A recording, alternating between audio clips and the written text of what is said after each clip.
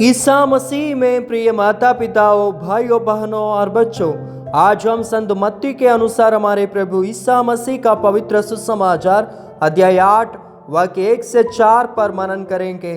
यह यीशु मसीह की करुणा और ईश्वरीय सामर्थ्य को दर्शाते हैं। जब वे कोढ़ी को छूकर चंगा करते हैं, यह चमत्कार ईसा की शक्ति और उनकी पवित्रता को दर्शाता है, जो पुरानी बादशाह की व्यवस्था को पूरा करते हुए नया और अनुग्रह से भरपूर मार्ग प्रस्तुत करते हैं। प्राचीन यहूदी परंपरा में कोढ़ को केवल एक शारीरिक रोग ही नहीं बल्कि एक धार्मिक अशुद्धता भी माना जाता था।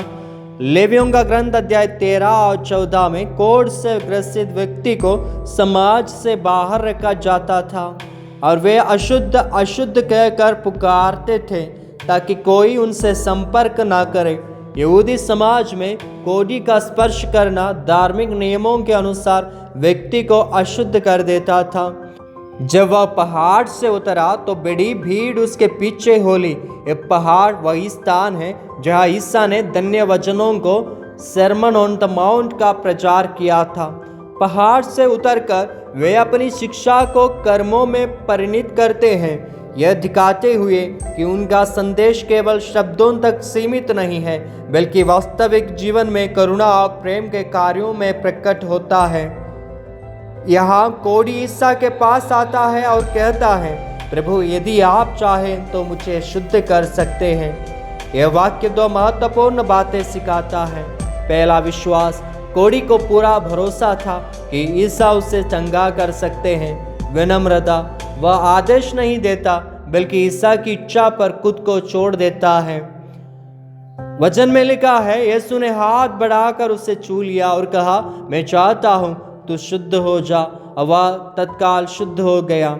यहूदी कानून के अनुसार कोढ़ी को छूना निषिद्ध था, लेकिन ईसा प्रेम के द्वारा व्यवस्था से ऊपर उठते हैं। संत अगस्टिन कहते हैं कि ईसा ने कोढ़ी को छूकर यह नहीं दिखाया कि वे अशुद्ध हो सकते हैं, बल्कि यह दिखाया कि उनका स्पर्श पवित्रता और चंगाई लाता है। ईसा कोढ़ी से कहते हैं कि वह अपने को याजक को दिखाए और मूसा की व्यवस्था के अनुसार भेंट चढ़ाए। यह दर्शाता है कि ईसा पुरानी व्यवस्था को नष्ट नहीं कर रहे हैं बल्कि उसे पूर्ण कर रहे हैं। संत थॉमस एक्विनास कहते हैं कि ईसा केवल शारीरिक चंगाई नहीं लाते बल्कि आत्मिक और धार्मिक शुद्धता की भी घोषणा करते हैं।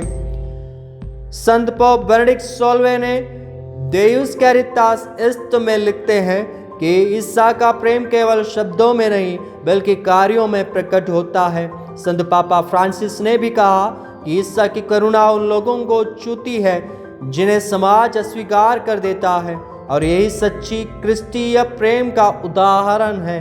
कोढ़ केवल शारीरिक रोग नहीं था बल्कि आत्मिक रोग से पाप का प्रतीक भी था।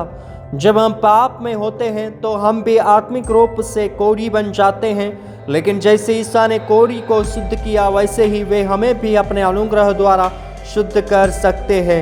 ईसा आज भी अपने प्रेम और पवित्र आत्मा के द्वारा हमें छूते हैं।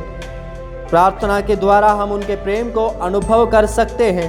पवित्र संस्कारों के द्वारा हम आत्मिक चंगाई प्राप्त कर सकते हैं। जैसे ईसा ने सामाजिक रूप से बहिष्कृत व्यक्ति को प्रेम पूर्वक अपनाया, वैसे ही हमें भी समाज के हाशिए पर पड़े लोगों की मदद करनी चाहिए।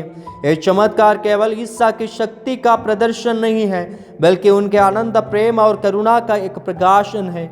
उन्होंने यह दिखाया कि ईश्वर की शक्ति व्यवस्था के बंधनों से बड़ी है और उनका प्रेम उन लोगों के लिए विशेष रूप से है जिन्हें दुनिया तिरस्कृत करती है। हमें भी इस प्रेम और अनुग्रह को अपने जीवन में स्वीकार करने और दूसरों तक पहुंचाने की आवश्यकता है।